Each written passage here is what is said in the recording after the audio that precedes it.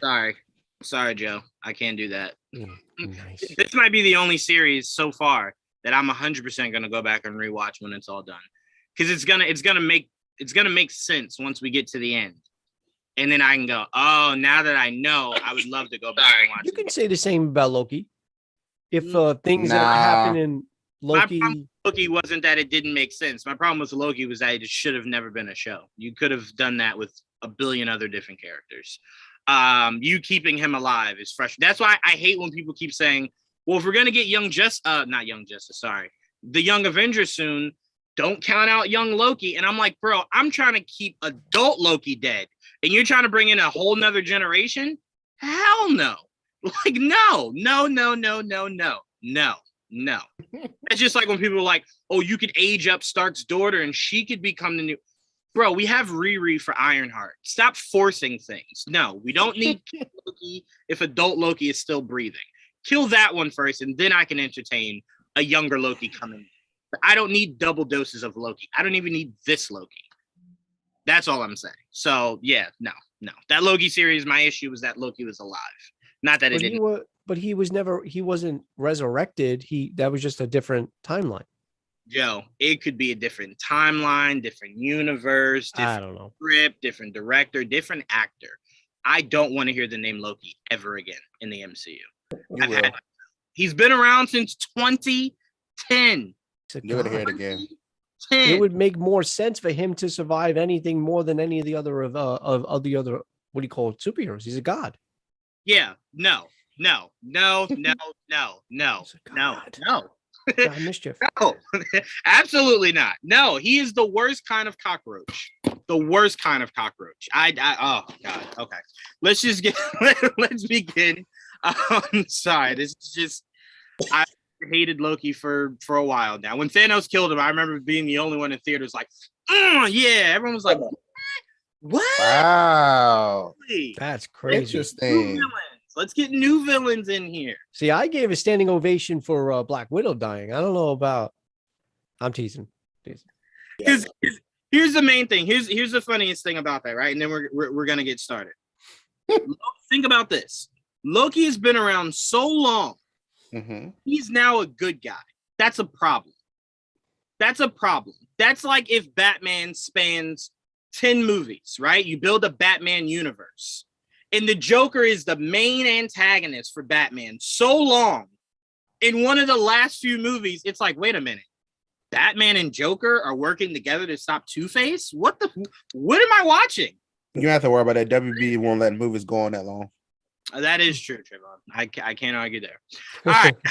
Welcome, everybody, to an all-new episode of Marvel Cinematic Review. We are the MCR of the MCU. And we'll be breaking down today episode 4 of Hawkeye, titled Partners, Am I Right? This is a fun episode. But before we get into it, let me introduce my panelists, starting off with Trayvon. What's up, Trayvon? What's up? Can't wait to talk about this. Greatest episode yet? I don't know. This show just keeps getting better and better. So, yeah. I like that. Each week you watch Hawkeye, Trayvon, the further you push Falcon and the Winter Soldier in your rear view. I didn't say all that. See, that's what you see. Okay. You need to calm that. You stop that. Like, don't even worry about it. I got you. I got you back always. Next up, Jamie. What's up, Jamie? Oh. Did Jamie freeze? Did I freeze? She's I muted. can't hear her. Hey. Yeah, we can't hear you. Oh, I muted my mic. Oh, Okay. No wonder, because I was trying to say something earlier. Like, okay, nobody's gonna let me speak. I got it. Like, I see y'all. Dang, that's embarrassing. Oh my goodness! I'll say that because then it makes me feel bad. Like we only have one female in here, and it's like we won't let her in edgewise. It's like, Yeah. Of course I would have let you in. She's here for representation. Don't let her talk. Wow. Girls don't.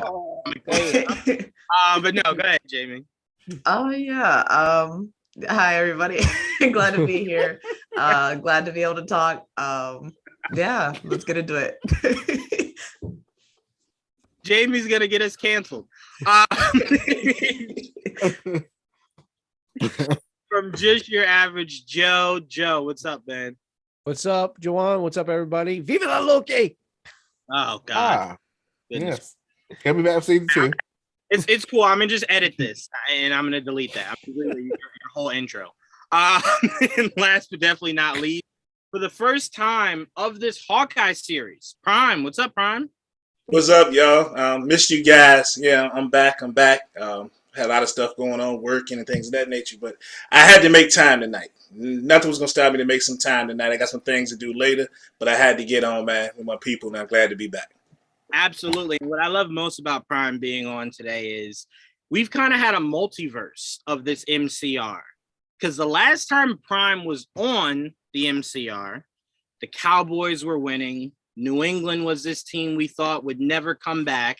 And now it just seems to have flipped. So the multiverse is working out beautifully right now, Prime. So I just wanted to say that. Thank you. Because I think your absence helped grow the Patriots. I appreciate you for that. Yeah, I can do that for you, man. All right. We can also welcome in Dom. What's up, Dom? What's up, man? I thought I was gonna be on time today, but shit happens. Look, Dom just got back in from Netflix flying him out again for some stuff. You know what I'm saying? Look, Dom he's big time out here, y'all. Y'all don't Let's do it. sign an NDA for him to be on this episode. That's how big Dom is. Y'all don't even understand, man. Y'all don't even understand. Wow. Glad we made it on your calendar. Right? That's right. Dom made me speak to his assistant through text.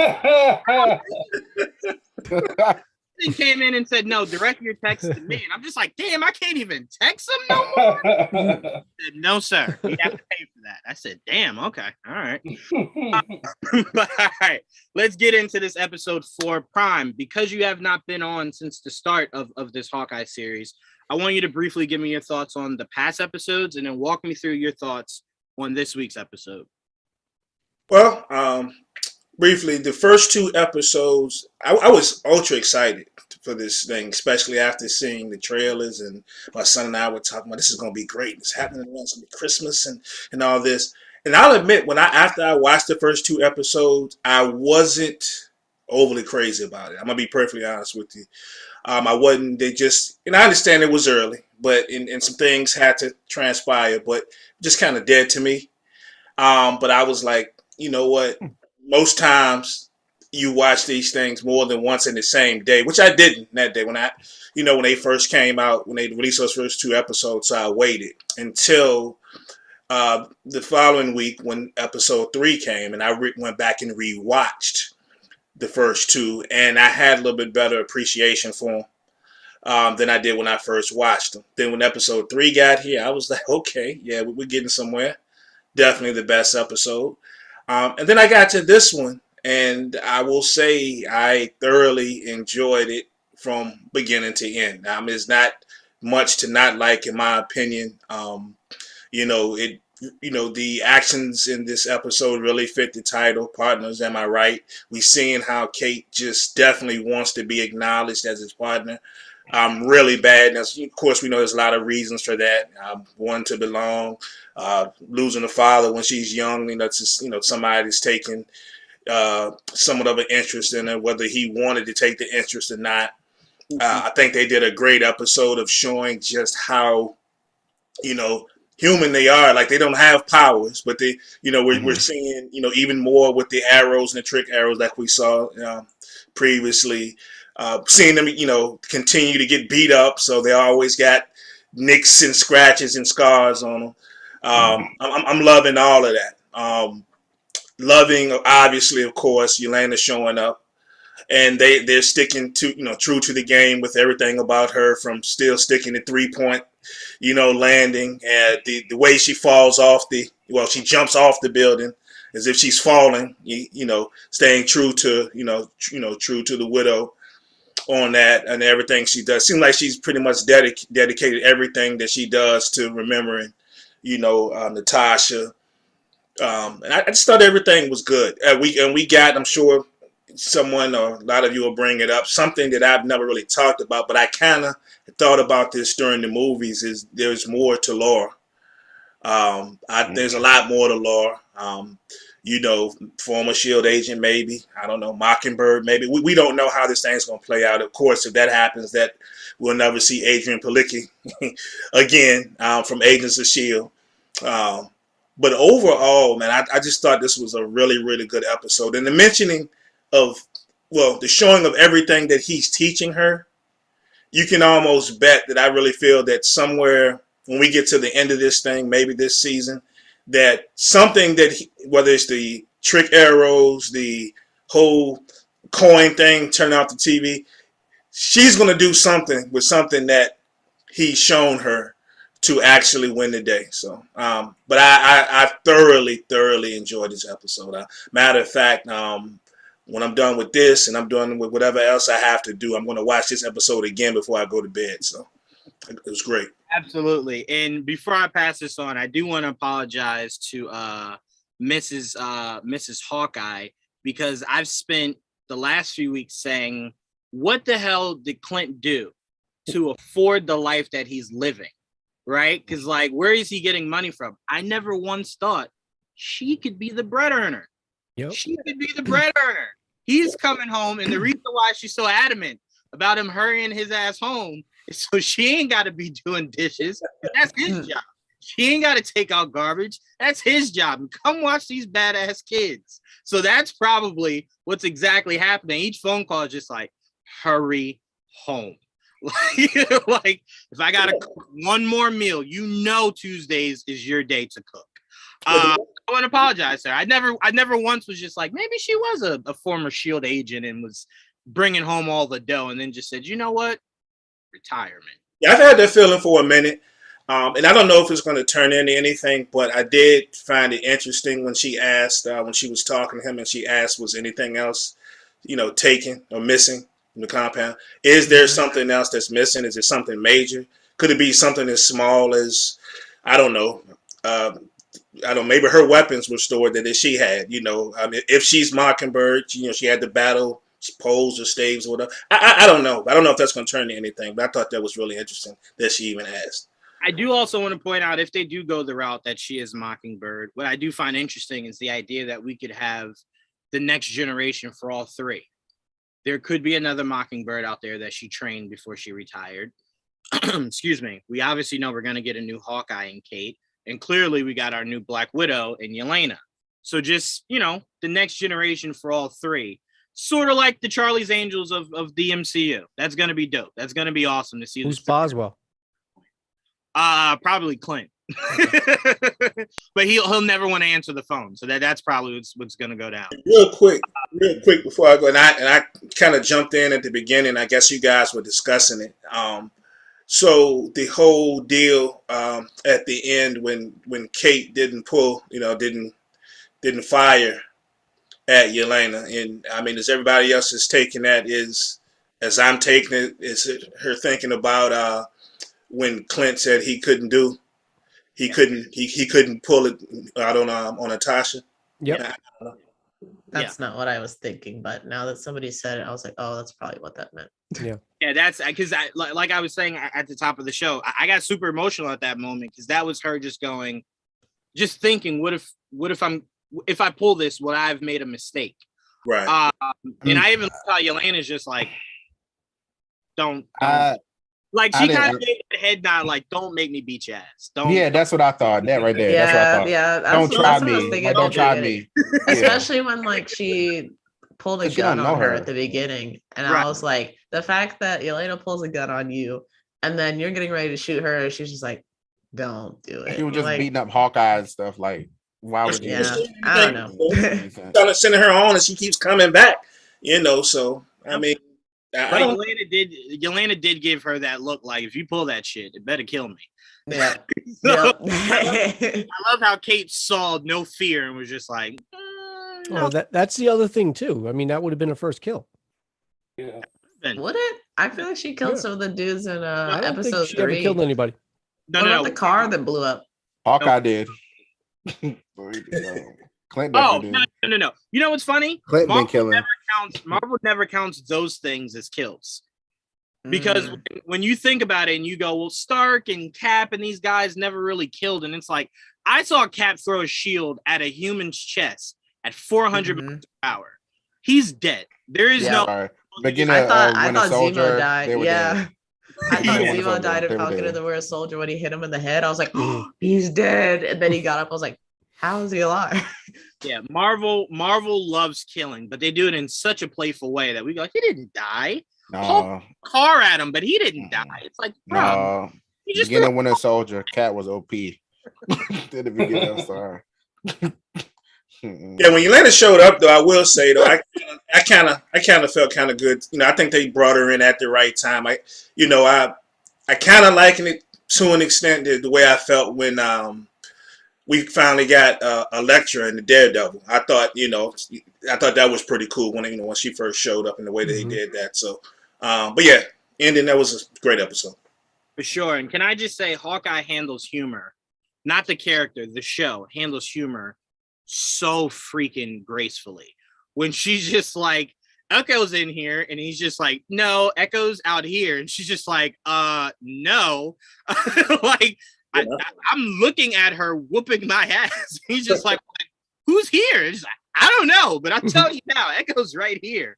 So I mean, I love that. They're doing a really good job with this. And it shows, I'm gonna be honest with you, if this show is showing me anything, it's how well street level heroes work for Disney Plus, more so than anything else that we've gotten so far. It's just the easiest thing to do. You know what I'm saying? The most money they've spent so far is that damn Pimtech arrow. that was it. And renting out time to film on that bridge was probably the most expensive thing they've done so far. So to me, it's like, yeah, these street level characters are gonna work. So the day we get Punisher and Luke Cage and Iron Fist and whatnot, Disney Plus is gonna show the hell out for those guys. We might even get Iron Fist with 2 fists that light up. Who knows?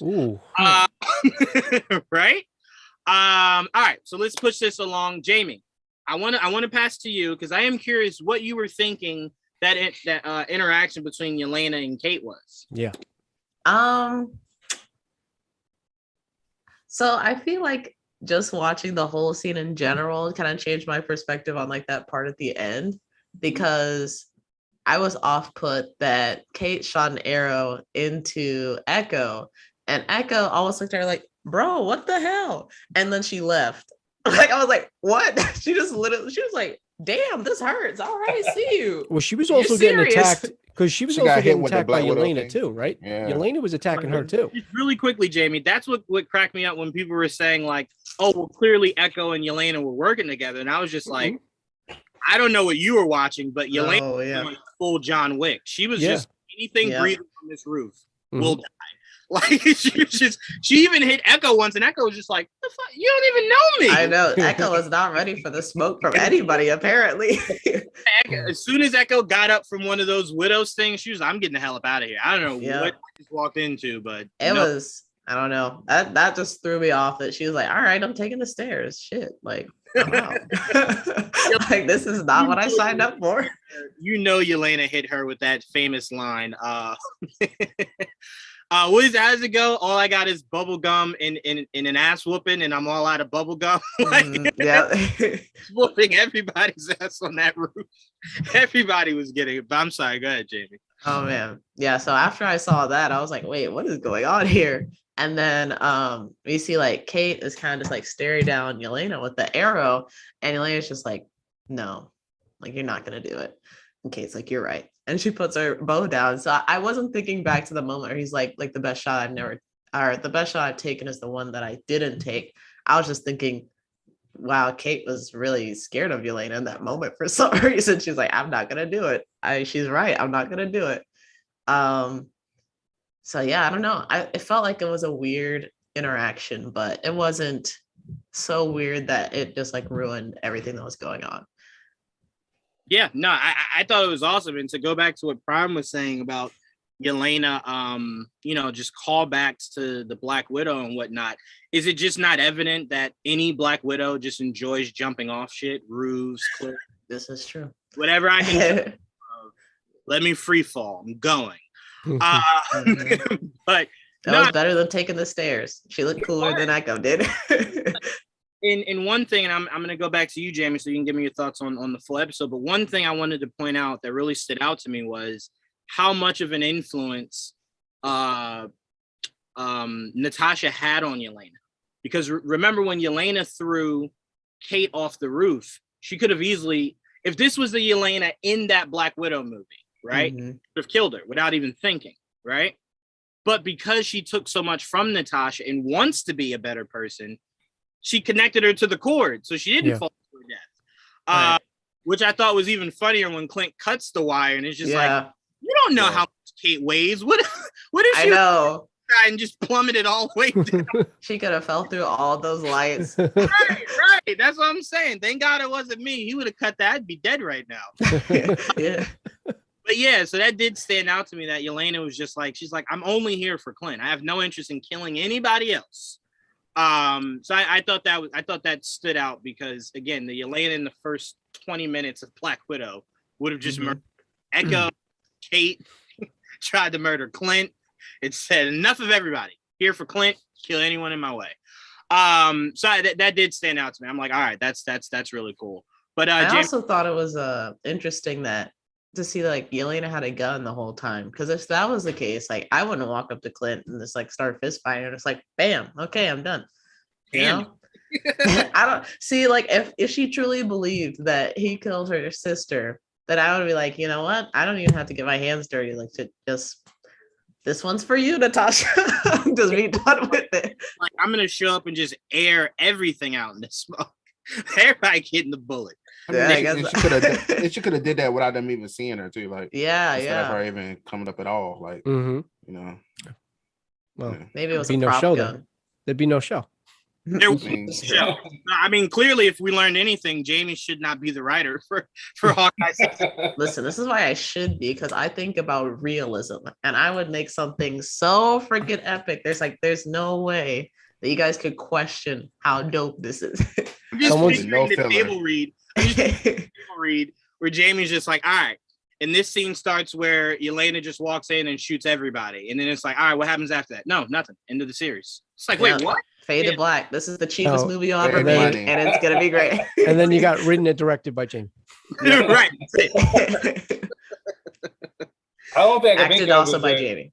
It had to be on some like Dragon Ball Z warrior shit, like you killed my friend. Yeah. Let's defeat you, and you have to feel the fury of my fist. You know.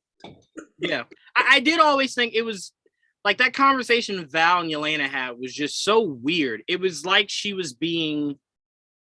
Val was pointing a weapon at Clint specifically, because I know a few people were saying, because you don't know where that lines up. So I know a lot of people were trying to line it up with Eleanor's phone call of, we got a problem. And then it's just like, well, that same day, she just so happened to decide that was the moment I'm going to come for Clint.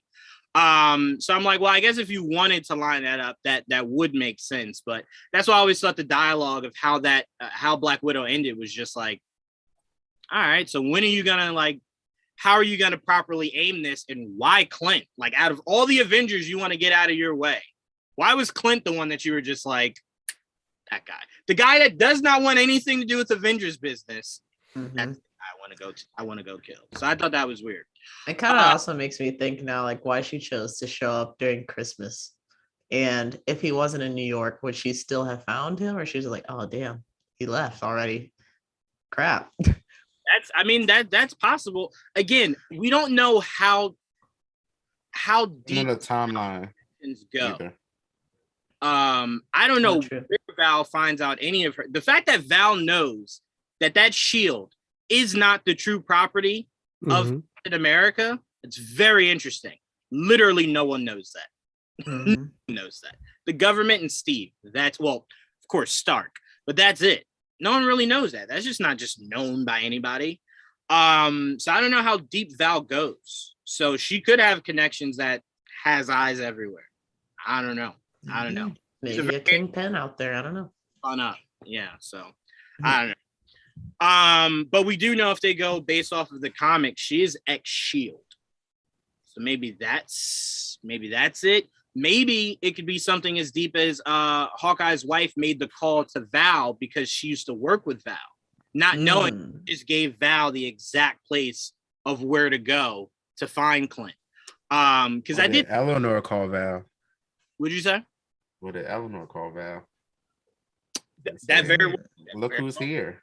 No, I like that. I actually wasn't thinking about that. I like that because she obviously reached out to somebody to do some digging for Clint. Quick. So if Laura calls her, just like here it is. How did you get that? I didn't even think of that. Laura could have called her. I don't know. I don't know where they're going with Val. If Val even has the connections to Shield, like in the comics, I don't know. But yeah. No, go ahead and finish up, Jamie. Yeah, so thoughts on the episode. I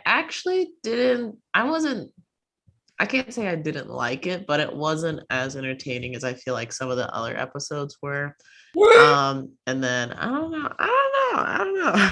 And then I think it's because like the beginning is a little bit slow, and then like the whole like dancing thing, I was kind of like cringing at a little. Like it's cute, but it's also like this feels weird. But let me think. Starting from the beginning. Wait, what dancing? When the mom, Jack and the mom. She's like, "Oh, my mom doesn't dance." He's like, "Oh, really?" Manipulation. And I'm like, "Oh God." I'm glad you said that, Jamie, because this show is very methodical in their writing. They keep giving you hints of Kate being smacked in the face with something new about her mom that she did not know. This is true. She thinks she knows her mom. In each episode, something new happens to where Kate goes, "My mom doesn't blah, blah, blah." And then it's just like, when the fuck did you do that? Yeah. Like, well, you've been gone for a while. And it's just like, no, something's up. But it's funny because the only person that doesn't see it is Kate. That's how good the writing is. It's making it obvious to us, but Kate still doesn't get it. And it's why when she's going to get smacked in the face with it, it's going to hurt so fucking much because she just doesn't see it coming. I don't think she don't want to see her mom being bad, but not at all. That's all. Can't be that dumb though. Like your mom right in this building with this poker game happening and she'll know nothing. Right. Nothing. Come on, she's man. too focused on Jack. That's why. Come on, it can't be that dumb. Let me just say this. Season 2. If we get a season 2 of Hawkeye, they need to cast Trayvon as her honest friend. Because Trayvon would be like, girl, is you like, why are you so stupid? Clearly your mom's the bad guy. It's just like, I didn't even think of that. What? Like, yeah, man, come on. I saw that like 2 days ago. But no, so I like how the writing is it's making sure it's hitting on those points so that we're understanding her mom's different. There's something being hidden there. What it is, we're gonna find out. I think it was also interesting, like when she was walking Hawkeye out. Well, first off, I immediately thought about how we were talking about like how Swordmaster could be a factor in this, as far as like Hawkeye being like, "Oh my God, it's my teacher," and it seemed like they didn't recognize each other at all. So I was like, "Dang, they're not doing it." But it was interesting that when she was walking Hawkeye out, she was like, "So are you gonna stop this operation?" Like she was like invested, like don't keep pursuing this because it's gonna mess things up. Of course she didn't want Kate involved, but it kind of seemed like there was something a little bit deeper. He's like, "Nah, I can't do that, but I promise your daughter will be safe." And it didn't look like she was satisfied with that answer at all. So just like further confirming something is going on there. Yeah. No, you're right. The writing in that was spot on also, because again, a concerned mother would just say, "Do what you want. Just make sure Kate's not a part of it." You don't have to stop your investigating. Do what you want. Just make sure Kate's not a part of it. The fact that she said, "Are you going to stop what you're doing?" means she's saying, "Hey, you're fucking up my shit over here. You gotta stop." And Kate is the afterthought. Kate isn't the priority here. She's like, "Yeah, stop fucking my business." Kate, Kate, don't kill her, but for real, just my business is what I'm really worried about right here. Yeah. Okay. Got a lot of money invested. Kate grown as hell. She do what she want. But for my business, like, don't mess that up. I mean, honestly, that's what I got from it. Bro, I'm telling you, that's what she was thinking in her head in that scene. She was just like, "Kate, oh yeah, my daughter, whatever. Just stop investigating." Like the one that keeps taking my money every month. Just whatever. We'll deal with that. Stop messing with what's going on here. You're directly messing with my money. Right. All right. Let's see. We got some comments here. From Brandon, it was a good parallel to see Kate get thrown over the ledge and having Clint look down at her, similar to the Widow death scene. Absolutely. Mm-hmm. Hawkeye is quickly becoming the best show so far. Episodes are perfect length and haven't dragged yet. These episodes aren't perfect length because I swear to God, last week's episode, I thought I was only like 30 minutes into that shit, and then it ended. Just like, I'm sorry, you owe me more time. And then I sat through it and I'm like, okay, maybe they just want you to sit through the credits and it's an end credit scene. And then I'm just like, no, I'm just looking at more fucking credits. Like, you got to find a way to slim that to where they from different countries, right? Like the international credits. Yeah, they were just look. You're gonna know everybody that ever. And on this project. now I don't trust Disney Plus anymore because before what they used to do, if there was a post credit scene, it wouldn't go small.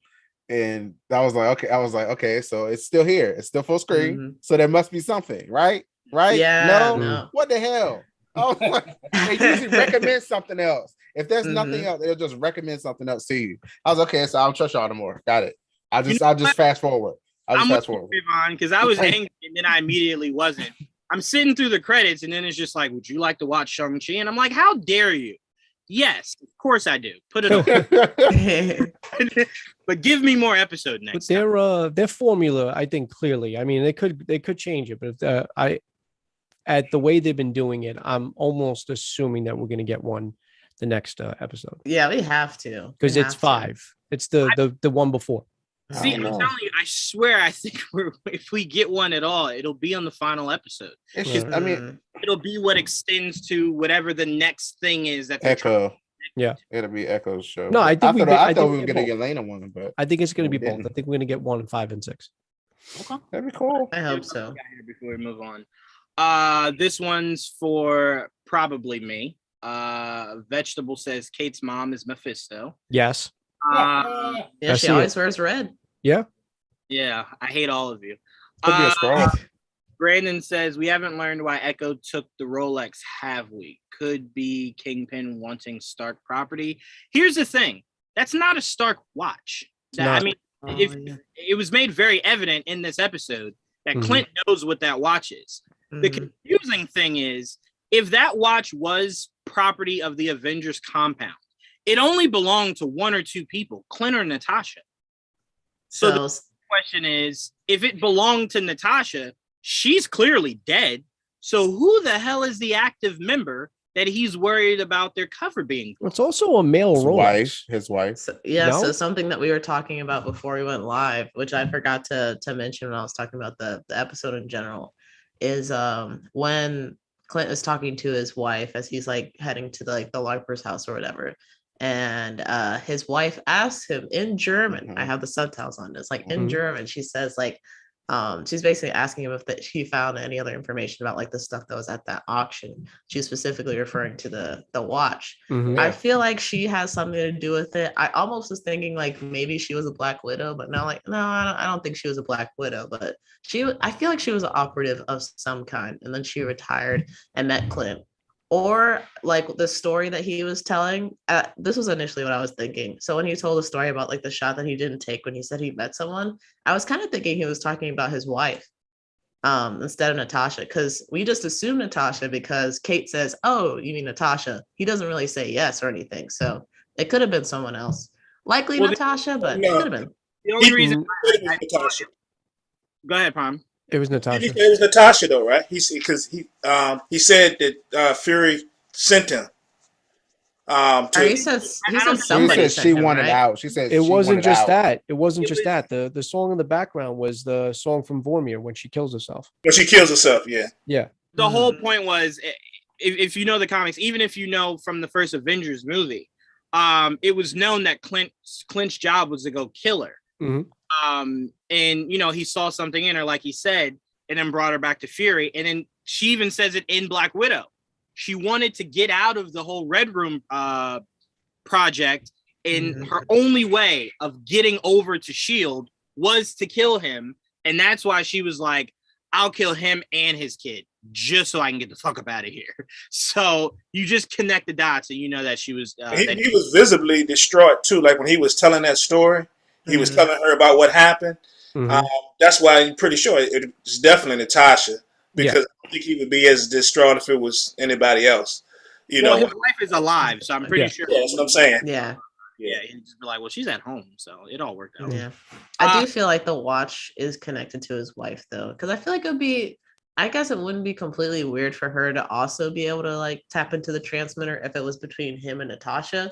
But the fact that like she can just do that in general, I don't know. I feel like she has some connection to it that connects her to like some past that they don't want to. Well, if they have come up. If they did a switch from the comics, I'm just thinking of this now because I also think it was probably Laura's or something to do with Laura. But if in the comics the swordsman swordmaster is his mentor, and obviously they don't know each other here, is it possible that the watch is actually linked to his real mentor that we don't know about yet? No, because he specifically said that it's a beacon for a operative. That if they ever find out about that operative. It's an operative, but it doesn't necessarily mean somebody within the Avengers compound. It could be just an operative. No, you're right. I think he just kept it there for safekeeping, but it's an active member. Here's a more confusing question. That operative we assume was a part of SHIELD. SHIELD hasn't existed in fucking forever. Because remember, time has passed almost doubled in the MCU. Yeah. So the hell are they still active of? It might not be a SHIELD operative. But SHIELD doesn't exist. Fury's up making the sword. Or a hot take, the watch means nothing and they've been playing us the whole time like they did. And all it could be Reed Richards' watch. What if it belongs to Reed Richards? Just let that go.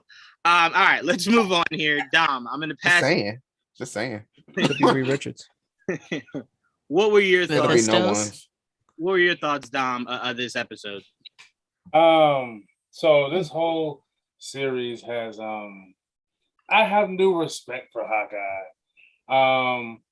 But this episode in particular, because we got the full scope of him carrying around the most baggage a human being can carry around, that he regrets being made into a weapon, having to kill people, and like he said, like, I just have to be pointed in the right directions towards bad people, but he knows that it easily could have been the other way. He just happened to be on the right team. And I like the old man, young woman dynamic, because he clearly is like so over it. He doesn't want to do any of this shit. You see it in his eyes. He looks tired. He's sore. He's just like, I want this shit to be over so bad. Oh my gosh. Yeah, and his wife is even checking it. I wonder if she has a brother. I need the hookup. If their whole family is like that, I'm like, dang, she is down for real. Yeah, and Leia, I was thinking so in the first episode, like his wife is a real one, man. Like she just cool, calm, collected. Oh, it's gonna be another day. I mean, do what you gotta do. You know, you make it home when you make it home. Make sure to ice up. Yeah, and I feel like I almost feel like Eleanor. She treats her daughter like she was training her to be next in line for something, and that's why she doesn't want her to be involved with an Avenger, because she's like, no, I need her to like do some crime shit. Like, you supposed to be a bad kid, not a good kid. Because the way she told Clint, like, hey, I don't want nothing to happen to her, it almost seemed like she's a sleeper cell of some sort, but she doesn't know it, and that's why she went through all this training. Because why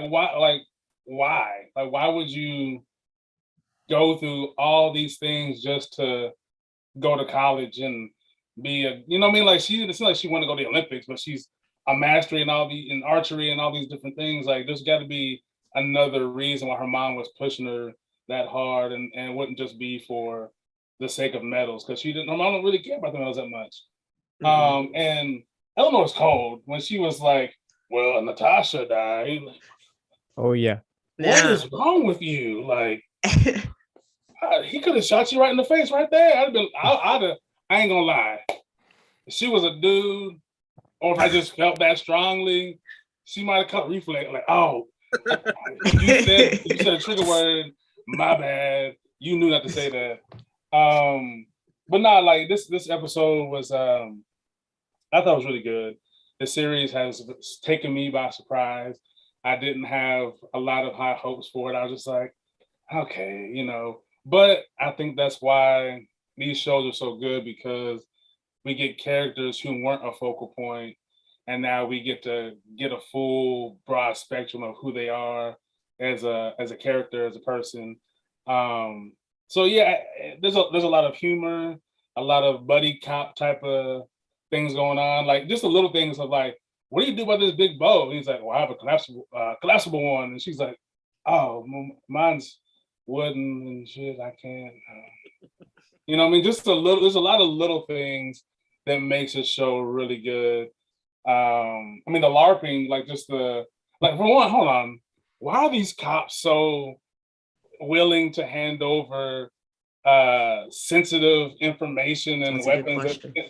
Like, that's crazy. Like, he could easily be like, I'm a bad guy now. And it was like, oh, it's Hawkeye? Yeah, I'll go get it for you. Just, make some stuff for us and come to our house. What? You're all fired. All of you are fired. One thing he Police corruption. I knew it. NYPD. But them being in an apartment was crazy to me, though. They just left them there too. They were like, just be in here. Like, what? No, get out. No. But no, yeah, this and I did notice a couple little references, and I don't know how really important they are. They're just nods like we've seen in other series, like, what did Jack say? Something about if I met Huey Lewis, I would like lose my mind. That was great. I looked up Huey Lewis. I know who he was, but I looked him up, and if you look, he's mentioned on the Disney Wiki page for doing songs for different shows. And so there's little nuggets here and there, just like tips to the hat, like we've seen with names on cups and thermoses and bumper stickers. Oh yeah, that was another thing I forgot to say. It was funny that for some reason Kate's aunt had like a mug that said Thanos is right. Mm-hmm. And Hawkeye, I guess, I don't know. I guess he's used to seeing that on stuff now. So he's like, okay, Thanos was right, I guess, for this. Yeah, he was just thirsty. That's all it was. And I'm curious about her aunt too. Her aunt's gone, but like maybe she's gone for like more than just vacation or whatever the case may be. Maybe she's also attached to whatever Eleanor's got going on. She's got a couple movie posters with like her name as one of like the actresses. That. So yeah, maybe she's on a movie set or something. Right. No, I appreciate you saying, Dom, you have a whole new respect for Hawkeye, because you are not the only one on this panel. I want to pass it to Tia, who can you stop? To be honest, this is now your favorite character in the MCU. So I'm very curious how you felt about this episode. You got a Black Widow and your favorite in Hawkeye in the same episode. You're being disrespectful. Dom brought up something that was interesting. I just wanted to kind of piggyback on. It's so stupid, but you know how we keep saying in little things where you're like, how does the public know? Like with Captain Marvel, how does the public know that, right? How does the public know that Clint and Natasha were friends? Like, how does the public know that, it was Clint and Natasha? Like the fact that like everyone's like, well, Natasha trusted you two or some shit like that. And it's like, how does Eleanor know? Like, I'm just wondering how she knows this. So I just thought that was interesting when you brought it up, Tom. It's like that stood out to me so much in this episode for some reason. And again, her whole vibe is so sketchy. I just feel as if no mom would be like that okay with their daughter hanging out with like an Avenger. And I think it was you, Juan, who just said it, where it was like them going to the elevator and her like, so you'll stop this, right? And it's like, I feel like if I were Clint and I was that seasoned enough of a spy / assassin, that I would be like suspicious of that, Natasha would have sniffed that out in a second. She would have been like, oh, 100%. Natasha would have shanked as the elevator doors closed and said, I'm watching you. Get that check. Yeah. But whatchamacallit, like I will say this show is like probably the best paced show on Disney Plus in the Marvel universe. Even though this episode, for at least the beginning of it, to me felt a little bit like a filler episode, which I'm not mad about or anything like that. It's just, it did seem more of like a fun episode, whereas last week's episode was this great story driven episode, background information on Echo. But I didn't mind. I love Christmas in New York, so still love that feel about it. Haley, if I've not said it enough, Haley Steinfeld is just fantastic as Kate Bishop. She keeps everything going. I'm so excited to continue seeing her in the MCU. Has AJ been on any of the episodes so far? Oh, and that's for a reason. Don't talk him into distance. Gushing over she's so fantastic, and to be fair, I've really not watched anything with her in it. I know she's on that show, but I've not watched that yet. And to see her in this, she's so natural in her like quirkiness. And I do love the trope of we're partners, we trust each other, we were never partners. And of course how that goes. It's very, like you were saying, Dom, like the old man and like the apprentice young woman, it feels a little Logan-ish and everything. I enjoy that. Whatchamacallit, and of course I knew that was Yelena at the end. I was like, yeah, we're finally getting Yelena in here. It was a nice action sequence. Again, for the most part, I really enjoy this. There's of course things that we can point out, things that don't always necessarily make sense. But I really liked what you just pointed out, Joanne, that every episode, it's very clear that Kate knows nothing about her mother. That whole scene of her dancing with Jack was very off-putting, but I know that was intentional. I just feel like that was intentional, and I enjoyed how intentional that was, because it's like we were forced to watch it, and it's like, why are we watching these two people dance? But I feel like that was there for a reason, so I really like that. Yeah, go ahead. The more this episode sits with me, right? And the fact that we now know that Jack and Clint don't know each other, right? So we can throw away that whole backstory, right? Throw it away.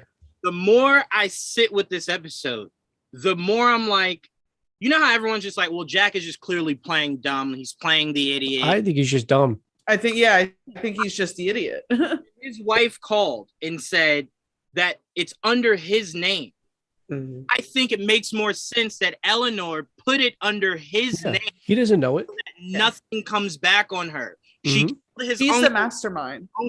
His uncle was starting to figure things out, what she was doing, so she killed him.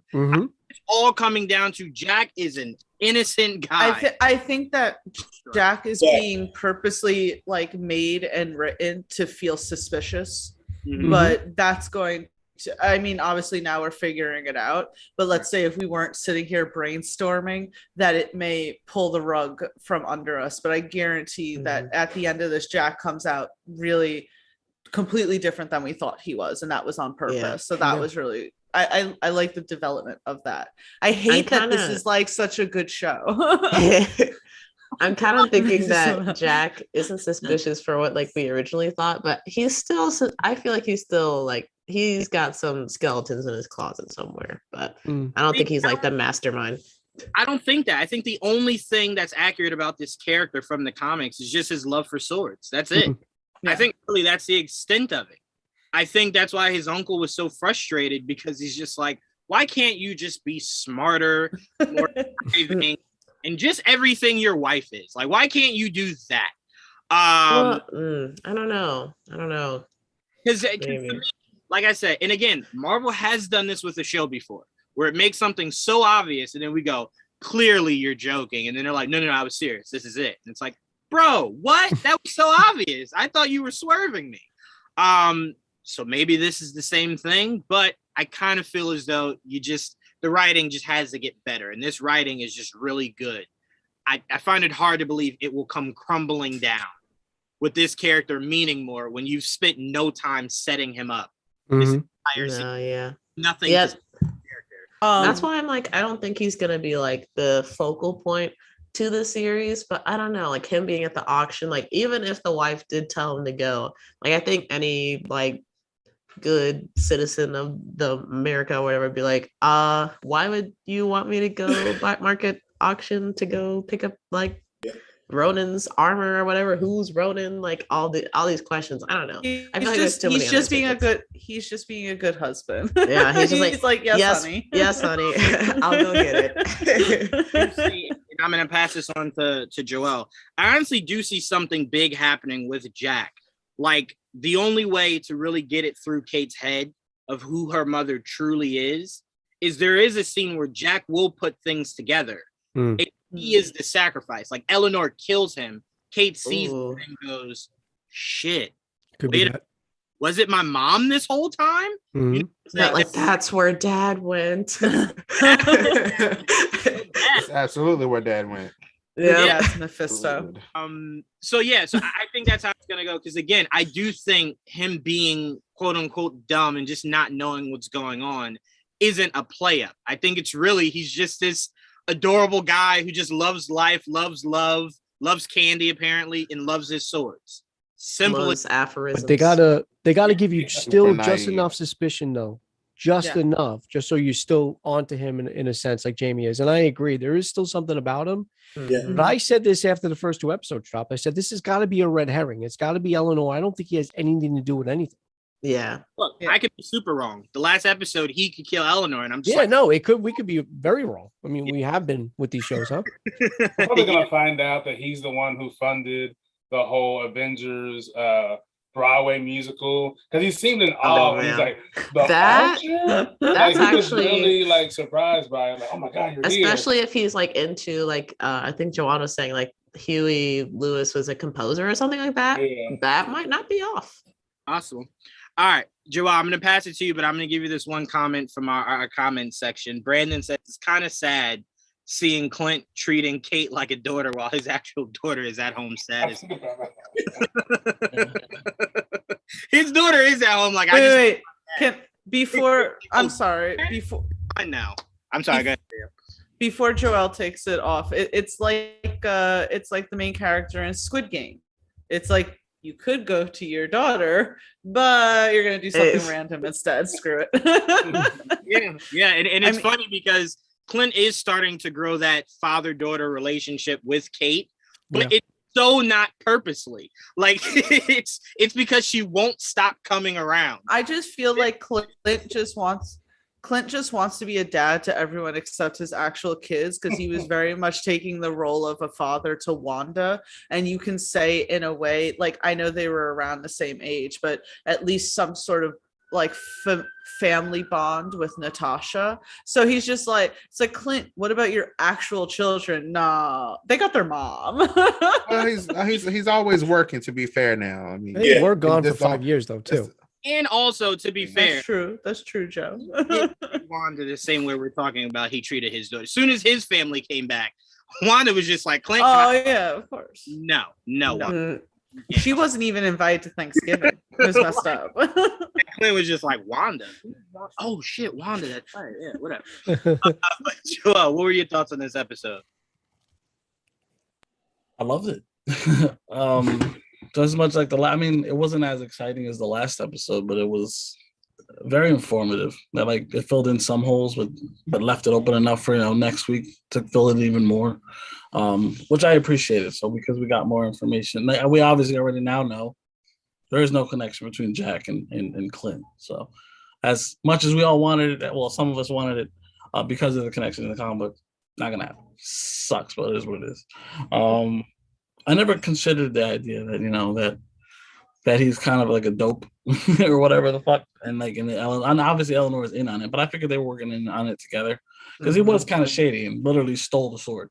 He took it when he's in charge of the tracksuits, or apparently, unless he probably doesn't even know he's in charge of the tracksuits, like we're talking about. Which is funny. Well, about him taking the sword, I would have found that more fishy if they didn't show inside Eleanor's home. There's swords every fucking. No, I know he's obsessed, but he literally stole it, and we're saying he's a dope. He's a criminal dope. Oh no, I just mean I don't think he's someone and I don't want to say intelligent enough, but I don't think he's someone with the guts enough to be doing what he's being accused of doing, which is essentially the mastermind behind all of this. Yeah, I don't think he's obviously double cross her too. Look, he could, and that would be the ultimate swerve of a swerve of a swerve. Mhm. But I think it could just be as simple as he is a crook. I don't think they're pointing to him being the mastermind either, because obviously Clint says that he's working under, the ball. Right. So we know we all have an idea who the big man is, right? I think they even called him the big man in this episode. Big guy. Right? Big guy. So yeah, so they keep pointing in that direction. It's just, we're this close, and I might cry. I might cry one next week, but we'll see. But we'll Joel, you and I both. Oh my God, it's gonna be great. Yeah, it's gonna be great. Oh. It's gonna be a back-to-back too. It's gonna be Wednesday, Thursday. It's gonna be like I was just about to say that, bro. If next Wednesday's episode ends with Kingpin and then we go into Spider-Man and Matt Murdock, exactly. Holy. That's what it makes the most sense. That's why I'm thinking. Wow. Maybe that's why Kevin Feige confirmed it. Confirmed Charlie Cox, because he's like, we all know what's happening next week. Me and Joel, we theorize that he did it because it comes out 3 days earlier. Spider-Man comes out 3 days earlier. So as soon as it comes out over there, it's gonna be everywhere if he's in it. So I'm gonna be off social media. Yeah. Why do they do that? I hate when they do that. Look, it's unfortunately how the world they did that thing for Endgame too. So wait, Joanne, what is that? Tuesday? Yeah, probably Tuesday. Yeah. Right, because you're not counting, because we're seeing it Thursday, but I'm assuming they mean by Friday, so 3 days before Friday. Okay. Right. Yeah, I'm not signing on to anything. No, they mean 3 days before Thursday. No, so that's Monday. Yeah, some people could see it on a Monday. I'm pretty sure. I'm seeing it Tuesday. So there you go. Yeah, but you're probably not going to spoil anything, Dom. No. Yeah. Lies. There are people that will. I'll DM you, Dom. I'll DM you. Dom's gonna put out some cryptic tweets and everything. You can DM me. You can tell me. You can DM me and tell me. All these pictures are related. You can tell me. Dom's gonna block me, Tia, and Kanan because we're gonna be like, no. So nothing else. Was there a walk? I literally, that's the only thing I want to ask Dom. It's like, don't tell me anything else, but I saw this earlier today. I don't know if you guys saw this. Use it. What? Go ahead, Jamie. Oh, sorry, I didn't mean to interrupt. But there was something that said like it was confirmed that both Toby and Andrew are in it based on like a voice clip or something from the movie that got leaked. I have to like look at the whole soundtrack actual leak or something. Oh, the whole score or something like that. I keep saying when that leaked, it's just like I don't understand who that was a surprise to. Is there anyone that didn't think the 3 Spider-Men would be in this movie? Yeah, by now it's not. Who is that for at this point? I mean, at this point, it's like Alfred Molina's back. Willem Dafoe is back. Jamie Foxx is back. So it's like it wouldn't be that much of a surprise. I don't know. You were talking me down though, Jawan. You're like, it's not gonna happen. I don't think they're gonna be there. And I was like, oh no, I have to prepare myself. So now I'm a freaking mess. Look, I've experienced it at the top of this year, so I was preparing myself to experience it at the bottom of this year. I wasn't putting all my chips in the middle of the table. I was keeping a few to myself. So that's why I kept talking down. They might not be in this thing, and we gotta kind of just be okay with that. You know what I'm saying? So, but that was it. That was all. But yeah, so Joel, so walk me through your thoughts when they were talking about this watch. Like, did that confuse you at all? Like, what the hell are they talking about? Well, that was another part of that show where it was very informative. Though I really wish I paid attention a little bit more, because I thought they established already who the watch belonged to. I guess they never did, and now that it obviously belongs to someone that doesn't have a cover. I mean, that's the whole thing with this. These characters don't have secret identities. It's always been my biggest issue with these characters. That's why for me, when they're like, oh, how do these people know? Because they fucking know who they are. That's why it's out in the open. They have no masks. Everybody knows who everybody is. So it's not really a stretch that people know about them because they know where they live. Like, hey, you know everything. Yeah, Stark gave out his address. So it was just you see the huge Avengers Tower. Like nothing about this Marvel universe is trying to be discreet. Right. If anything, they're making it so known who they are. Right. And they're open about it. That's why it's just like, all right, the last thing we have is Spider-Man. And Feige was just like, "Ha, gotcha, bitch. No, Is not that." It's just like, well, Scott, the Ant-Man is Ant-Man's identity out there too? Yeah, I mean, to the government, it is especially. to the government, He got But we arrested. don't He even was know. on lockdown. Not to the public though. we can assume Hank No. was probably more public. Yeah. No, He had they were, a yeah, they might have been Hank more. was a public. secret for a long time. The Ant-Man I thing. I think Scott wanted to be well known because you remember how upset he was when the kids In the didn't want his photos? autograph. Oh yeah. So, He didn't know who he was. Yeah, Take you- a they photo know with who me? he was. Want to take a photo with me? I'm Ant-Man. And they're like, who? He's literally saying no right now. You can never see his face too. Like when he's Yeah. in costume. yeah, Yeah. Oh, it's completely covered. Yeah. You know? that also doesn't help. But yeah, so Clint does say, Joel, that it is someone undercover, and if someone were to find this watch and locate the beacon, it could blow their cover. But Right. again, as you're saying, in a Marvel universe where there is no cover and now there's no shield that is the ultimate cover, what organization is there that you're working part of that Clint would be? Well, I mean, Sword. No, like, it's more but, alien. It's more alien. That's Could that's it be? Could it be Fury? Yeah. no, because Fury is no, because Fury. No one thinks Fury's dead. So for him to be hiding himself wouldn't make any. Well, I thought he did fake his death, right? And he said, No, didn't he have a Winter tombstone and all that? That was a Okay, Winter but Soldier, but that was that more. happened for like an hour. And Yeah, he never Yeah. revealed himself again, though. Yeah, at the So end did when he? he doesn't he kill what's his Yeah. face's No, that- character? Yes, The he showed director? up at the end. You know what I'm saying? At the yeah, end, he that's might, what he he said. might be dead to the world. That's a He good one. kills At Robert the Redford. end, he was at the end. He showed up, but he didn't show to the world, at did the he? end. Yeah, because But he had the- a grave. Hear what I'm saying? I don't think the world knew that Fury was dead. I don't think on the news they reported Fury died in the car that day or Fury died getting. But they wouldn't They don't have have to. a- They wouldn't have to. Right. Yeah, they don't have to either. He had a He tombstone might, at the he end might of be the technically movie. dead to the government. I mean, to the world. You know what I mean? Because he does have a gravestone. Exactly. At the end of the movie. At the end of the movie. Yeah. But he was so out in the open and far from home. What if they He keep wasn't. the- He wasn't him technically either. By the way, He wasn't, but he was like, in the open for someone to go, oh shit, that's Nick Fury. but, he wasn't like out in the open. Like, well, he was, but he really wasn't. And it was in a different country, and it's a lot of different things going on in that movie. Yeah. I mean, it also would be weird because he's all the way in space. So it's like, yeah, go ahead and let someone find me. And I dare them. Yeah, right. Exactly. how the fuck What you if get they keep the connection between Jack and Clint, but he's actually undercover this whole time, and that's why he isn't super aggressive towards Jack, because he's like, all right, we got to kind of keep our distance because we're in cahoots. And when he was getting the sword and trying to get the sword in the suit, he was trying to get it back for Clint, and then shit went awry. I don't know. It feels like whoever he's protecting is going to be someone big to us. And that is a It character better be. I swear to that God. does not really matter that much. It better be important. Like, who is this watch belong to? That, and what does it have access to? It's just such a weird thing to keep. Oh, wait. No, that wouldn't make sense. No, I don't know. It looks like a male. Like I think Joe must have mentioned. It looked like a male Rolex watch. It looks more Right, like so- a male Rolex, yeah.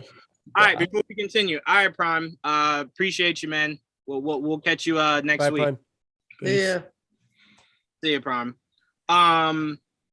No, you're right. It is a male's watch, but just what's confusing is, again, you're making a big deal out of this, right? Because this is a subplot. You're making a big deal out of this. It has to be connected to something that actually means something. If it's Jack, if it's Fury, those kind of things are just like, well, it needs to be something that we go, oh shit, that was blah blah blah's watch. And I was saying, Ralph Joe, Boner. Okay, so I was watching the Oh, scene Bonner back was again, that was a nice one. and one of the things that you said was like, if the tracksuits find out about it, then their cover is going to be blown. So it has to be somebody related to the tracksuits. or just somebody that they're looking for. Or someone that I don't know. I feel like maybe it could be like someone on the inside, or I don't know. That seems like it's like very. It seems like it's very close. Say She already Kazi. had it though. It was just sitting there on the counter. It was sitting there on the thing. Like It it's very- not it was important. at the Avengers compound too, so you got to think about it. Like, Maybe it would be kind of funny if it was Echo, and that's why she walked off the roof. She's like, "Damn, we're not supposed to actually fight. Like, what the hell?" Like, damn, you hit me kind of hard. Who is this crazy lady trying to kill me? Yeah, like what the heck? Just play along, play along. That would be really funny. And then it turns out the twist is Echo never knew that Clint was Ronin, and finds out Clint was Ronin. It's like, you dirty motherfucker. But no, I don't know. But they're making it very confusing. So hopefully it lives up to it, because I can tell you right now, these shows have not done a good job about hyping up reveals and then us getting said reveals. So again, this is something that you did not have to hype up. You could have just kept it as simple as they're trying to steal stuff from Avengers Compound. Watch was one of the things that they stole, but you're making it a big deal. So I'm not saying it needs to be a huge character. The story of it just has to live up to how big you're making it. Right. You know, it is technically, I guess, become the MacGuffin, right, of the story. Yeah. But like, hopefully there's a payoff. I hope so. Even if the payoff's just like an end credit scene, I'm fine. It just needs to pay off now. Don't put this watch off into a series. It has to pay off in this series. I have to remember this watch. Like 2 years down the line, they're like, "Remember this watch?" No, I don't. I have no idea what that is. Like, I don't know anything about that watch. All right, Joel. Before you wrap up, what were your thoughts on the Yelena reveal? Like, we all figured it was coming, but how cool was it to see it play out? It's awesome. I love the whole like he thought it was Echo in a mask or some shit. I don't know. Even though why would she be wearing a mask all of a sudden? But you know, that's the only person he could think of at the time. Like, who is this person trying to kill me? So I love that whole back and forth. Like, no, I'm fighting. I'm with her right now. I can't be. Then he's like, who the hell? Then who am I fighting? And then obviously, then it becomes this big ass brawl between four people, which is really. It was really that was like probably the biggest action scene of the episode, and very well done. And yeah, eventually we get to see the whole face reveal, and like obviously we all knew it was Yelena, but so. Awesome. And then as soon as Clint's like, all right, so they got a Black Widow on me, so she's getting really fast. I did want to know, like, how did Clint know that she was the Black Widow? Was it the widow's kiss? Yeah, I feel like it was probably that. I thought it would be funny if it was just the fact that her hair was in a braid and she was like, that's the braid. That's the braid. Also, you don't even have to go that. Remember, part of bringing Natasha over means you had to debrief her, get all the information she has before making her a SHIELD agent. So she probably told him everything about the Red Room, that there's other widows and whatnot. Yeah, he probably knew about the widows. I think he knew about the widows. I'm just shocked that when she gave the widow sting, that's not what gave it away. Which, by the way, a lot of people were saying like, oh, the widow stings don't seem that effective. And it's like, well, I don't think they're meant to necessarily be deadly. I think they're meant to stun you. And and those were red, and she's used hers are blue. Maybe the red ones are not as strong. I don't know. Because Clint got back up. He pulled them off and got back up. You know? Also, the thing about this, Joe, I think the blue ones are Stark type. So I think Stark probably boosted them in what they use. That's possible. Yeah. Also, no, go ahead. Look, it worked on Echo. Echo was just before she could get it off. So I'm like, it did its job. It does its job. Yeah. It does its job. It's not. I think with Clint, I think he was trained to endure more pain, right, as an operative. So was Echo, because she did the Harlem Shake 3 times and then just took it off. Right. All right, enough of this. I'm out of here. So yeah, I mean, look, it was good. I could see what you mean, Tia, about the pacing kind of slow, but to me, this was the most important episode. Well, but that's not a knock to it. Like the pacing can slow down and it'd be just fine. But I think that it's well deserved considering we have 2 more episodes. Like this now, and as you said, like a combo of what we both said. It's slow down, but also it's very important, which leads perfectly to these next 2 episodes. I'm just freaking excited now at this point because I really feel the Wilson Fisk reveal in my bones. I don't want to make this a Mephisto, but I want it to happen. No, it's got it. The difference is we've actually seen Wilson Fisk in this.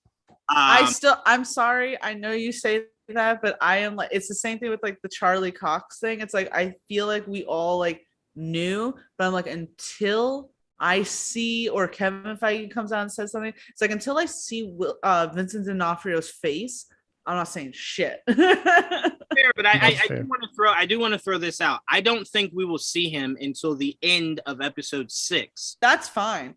I don't care. I don't care if it's a post-credit scene. I really don't. I think it's a post-credit scene next week's reveal is going to be as cool as the first one, where Echo fails and it's her tucking her tail going back with going back to him, and you hear the footsteps as he approaches her to kind of give like a callback to the episode before, and then it's the reveal of him saying, you failed me, or whatever the case may be, and then we're just like, that's Wilson Fisk. We're seeing him in the flesh. They got a lot of questions to answer, because the last time we as fans saw Wilson Fisk, he's being carted off to jail. So you know what? I'm gonna do one better, Juwan. I think he's gonna do that, right? He might even touch her face just to mirror that episode with when she was younger. He's gonna turn to the camera, look at the camera. He's gonna put on the gauntlet, and he said, "I guess I have to do things. I'll do it myself." And wait, like Thanos was right. And then wait, and he snaps his finger, and then like everyone from the freaking Netflix universe comes over, because Vincent D'Onofrio not only like congratulated Charlie Cox on Twitter, but now he's also like tagging Deborah Ann Wool. Like I feel like Vincent D'Onofrio single-handedly is going to bring everyone in. Like he's championing the shit out of everything. He wants back. I mean, again, no, go ahead, Trayvon. Go ahead.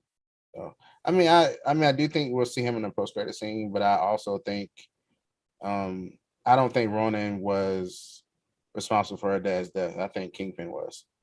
And I think that's what her show indirectly. I can see that. That's what I think her show's gonna be about. I'm glad he said that. I'm glad Trayvon said that, because I was just thinking, like, are we even 100% sure that it was Clint in the suit? Because clearly it's been somewhere.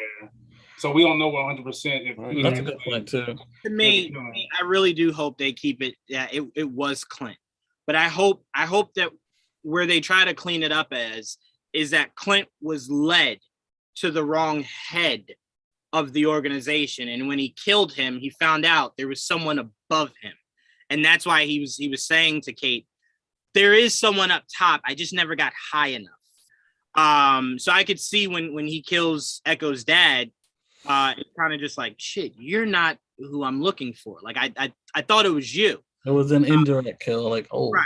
It was more like self-defense. It's like, I was did the killer be killed at that point? Right. Yeah. Maybe it was Joel. I see the sword in the back. But yeah, to not make it Clint, I think you kind of missed your chance there, because I feel like if you put it in now, it's adding more to a story that you're already trying to piece together before we get to the finale. So to Laura finger at someone else, it's like, nah. Laura was the whole time. It was. It was Laura all the time.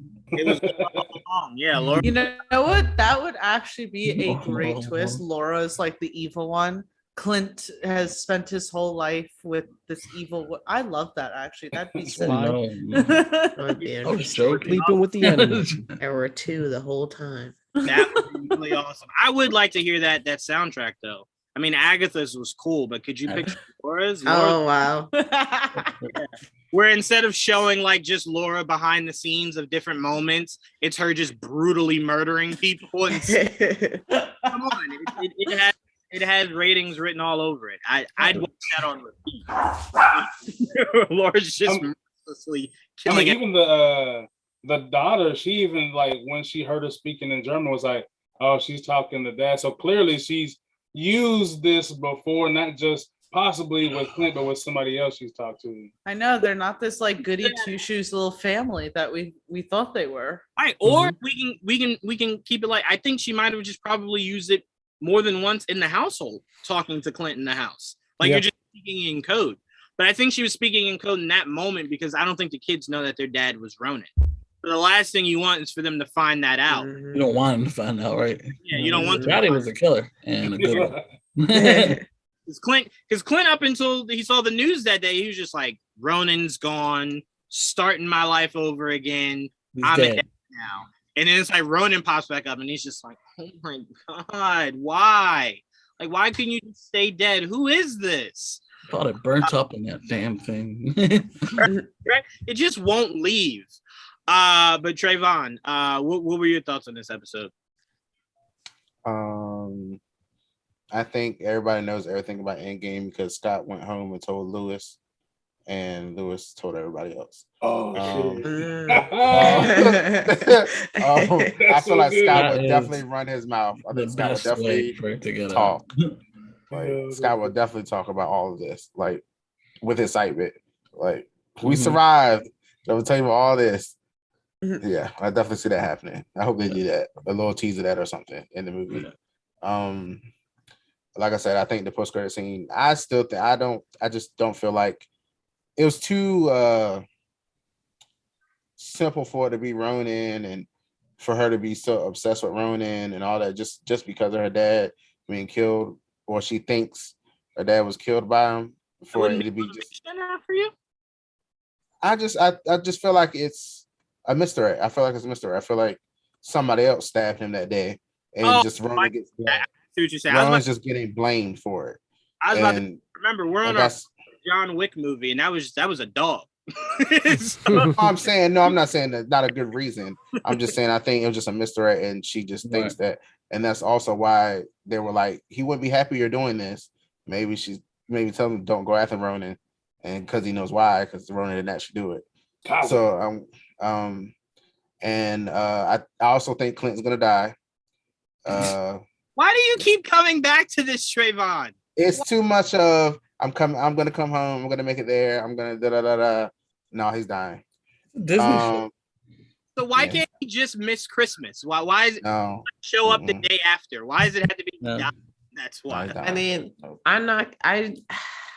there are a bunch of red flags. I hope he doesn't die, but there are I hope he doesn't either, but see, I see it different than you. I see the fact that they're making such a big deal about him showing up for Christmas. Think about any Christmas movie you've ever seen where the kid just wants dad home for Christmas and it seems like dad's not going to make it and the miracle happens. Dad walks through the door first thing Christmas morning. I swear that's what this feels like. That dad wasn't Ronan. You're right. If it wasn't though. Marvel. You're right. It wasn't Marvel. Could be a horror film. It could be. I think what's gonna happen is Echo's gonna kill him, and then after she'll realize that it wasn't him that did it. That's what I think. That's what I think is gonna happen there. Then she's gonna be so pissed, and that's what her whole show's be about, is going after Kingpin. We got to keep you and Jamie out of the writer's room. I mean, Kazi had that knife in his truck, and that's a little stabby he could have done it. Yeah. And the box cutter underneath the underneath the seat. That'd be a crazy twist. That her best friend is the one that did it all this time. And he wants to move up in the ring. That would be crazy. They did it because Kingpin told him to do it. Crazy. And Kingpin told him to do it. What was his what's his name? Clown? Yeah. Unfortunate. I think Jack is, I mean, I don't think he's innocent like we think he is. I think he's right along with her being like kind of like her lackey, I feel like. And I feel like that little dancing thing was just pure manipulation. When they did that little, oh, you dance and all, I was like, it's just like to throw Kate off, and she's just so gullible. I like Kate a lot, but the mom thing is getting on my nerves at this point. I'm like, you can't be this dumb. Like you just, it's too much manipulation, too much. You're not this naive at this point. You can't be. There's no way. Other than that, the action was amazing. Seeing Elena, I honestly thought she would just be a post-credit scene and we would see her somewhere else. I just don't have no faith in this show actually bringing in certain characters anymore. So I was really surprised when I saw her. I was like, oh, they actually did bring her in the show. They didn't just tease it. We'll see it 2 years from now. I'm just saying. Loki, though, you got. Yeah, I didn't think that was gonna happen, which was a big surprise. I also thought Doctor Strange would be in WandaVision. Yeah, I did. I mean, you know, still feeling scars from Ralph Boner and whatever. I have a lot of. I got hurt by WandaVision. Okay, I got. You get to yourself, man. They were never ever bringing those X-Men characters over, especially not there.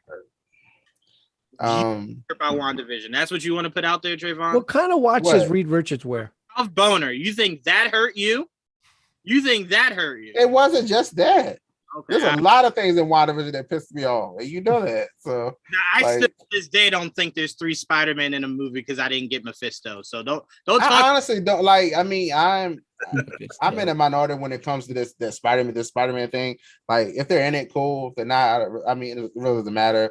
Tobey was too old anyway.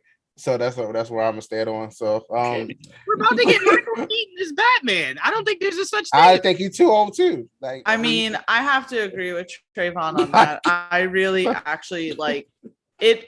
It would be cool, I guess, if Tobey Maguire and Andrew Garfield showed up in No Way Home, but it really does not make or break me at all. Like, maybe that's just because I wasn't the biggest Spider-Man fan prior to Tom Holland's. Like, I really, I was, but when I look back at those first 3, they don't age well. Toe was definitely too old. Like, well, they don't age well. I'm sorry. Yeah. I watched the first 2 during the pandemic, and they just don't hold up the way other movies do, but that's neither here nor there. I want Charlie Cox on stage. I won't argue that, but it's still just their impact. And I understand that. I'm just saying that, like, it doesn't make or break me if they're not in the movie. It's not gonna make me cheer as much as Cap holding me in here. It's just not gonna do the same. It's not gonna do the same to me. No. It's not. It's not. I think for me, the only reason why I'm really hype about it is because I have enjoyed all 3 Spider-Man, and I don't know, like, it's just like we don't really see this kind of thing happen. So to have all 3 actors across the thing, I think that would be cool. I'm telling you right now, if the 2 of them show up, my head will go the same way Chappelle's head did in that episode where he took off the hood in front of the other Klan members and they saw that he was black. His head just exploded. That will be me in the theater because it's just the idea of putting these things together. Mm-hmm. I would have freaked out if they just brought them in for Into the Spider-Verse when the director said okay, actually, if Miles was in it, I think I would freak out more about that than anything else. That'd be really cool. Yes. If they have Miles aged up 5 years. If they bring all 3 Spider-Man, I'm like, you better bring Miles. You're leaving out the other one. Miles is very excited. But it wouldn't make any sense because Miles isn't established yet. Right. I don't know. They mentioned him and 5 years have passed. Yeah, Childish Gambino is his uncle or something. Maybe he shows up again. Yeah, but you didn't know how old he was. I don't want that to be done off screen. He could have been 7 5 years ago. He could be 12. We don't know how old he was at the time. But time out. I'm fine if we see Miles. I don't need him as Spider-Man. I don't even know. That's what I mean. That's what I mean. I would love that, actually. I'm actually fine if Peter saves Miles and he goes, "Hey kid, what's your name?" And he's like, "It's Miles." Yeah, that'd be perfect. I will scream. I will scream there. At that point, I will scream. That's possible. He says Miles. You have to, Joe. There are some people. No, you don't. You're not stupid enough to. I don't need your whole name. If your name is Miles, that's fine. Say it. Say Miles Morales. You have some people in the audience like Miles Davis. No, say Miles. Yes. No. And if they fucking believe that, it's on them. I will say, get out. Get out. Say it. I swear to God, if they believe it's Miles Davis, that's all on them. They should go to sleep stupid, just the way they are. Hey, it's a multiverse. You telling me Miles Davis couldn't pop out somewhere? No, you're absolutely right. And if they believe it's Miles Davis, that's on them. Could be Miles Davis. Miles Davis could be in the MCU. Absolutely. No. But that's why you got to appreciate shows like Hawkeye that are building blocks. Us getting Vincent D'Onofrio as Kingpin is a large building block because it just means literally anything is possible going forward. Anything. The gate's already open. Now we just got to see it, right? Right. Yeah. At this point, it's no longer the conversation of there's no way Kevin Feige would bring back the Netflix characters. That is gone. So now if we see Vincent D'Onofrio, that's who would win. If someone tomorrow wants to go, well, Foggy could come back. Well, he could. Yeah. Well, Kate could come back. I just hate that if I see Vincent D'Onofrio, right? In like episode 5, I'm gonna automatically assume that I'm gonna see Charlie Cox in the Spider-Man movie the next day, and I just don't. I'm trying not to have that's crazy. fine. No, but here's expectations. Here's why, just like why you don't have to limit your expectations. He's coming Yes, I do. soon and very soon. That's So what it's they, not if he's not there, that's what they say. you'll never see him. If he's not there, you'll probably just see him in the next logical project, the next, the next project. You know, the only reason why I really think he's in the Spider-Man, it's not even what Feige said. It's about how Amy was laughing. Her reaction. If you watch the video, like we was saying it, she No. was like, when he shows up, she was like, haha. I was like, okay, he's in the movie. Okay, got it. Thanks. Well, That's what I got from I mean, that. Terrible poker face. I mean, Yeah. I got it from like Kevin Feige, not because he said like when he said like we'll see him soon. Like, I mean, Spider-Man soon. I don't know. It's like I think he was saying that just to kind of like finally put it out there or something like that. I mean, either way, we were gonna find out next week if he's in it or not. Amy Pascal 100% was doing a media trick. That's a media trick right there. That's something someone's like, yeah. Give her a lot of credit. You give her a lot of credit. And honestly, I know people love Daredevil. He's in this. Like, not as Daredevil. But it's why even say anything if it wasn't going to be a thing? Yeah, it's well, that's the thing. I'm fine if he's in there as just Matt Murdock. He doesn't Yeah, have to be. lawyer. He doesn't I'm have fine to be with Daredevil.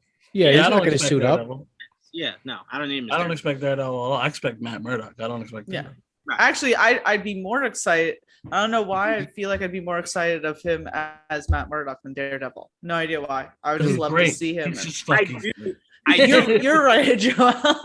You're right. want to see on top of a building Team Red. I do at some point want to see Spider-Man and Daredevil fully costumed up. And Deadpool. That's Team Red. Those three. Ooh.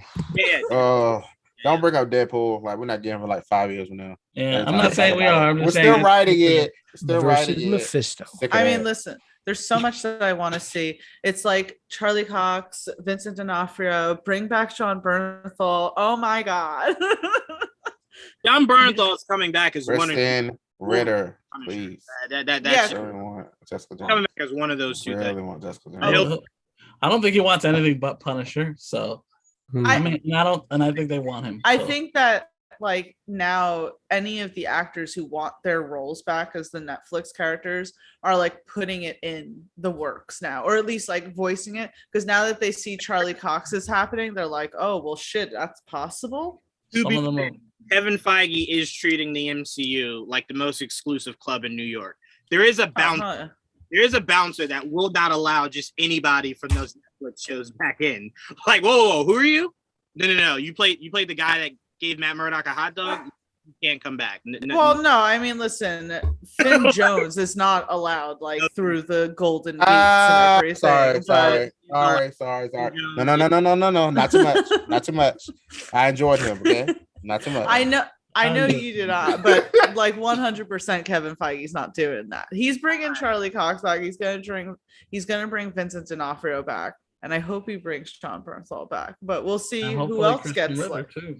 Yeah, hopefully Kristen Ritter. It's weird with Kristen Ritter because didn't she say she was okay with not playing the character again, or she didn't even want to play the character ever again? That sounded like to you? You know what that sounded like?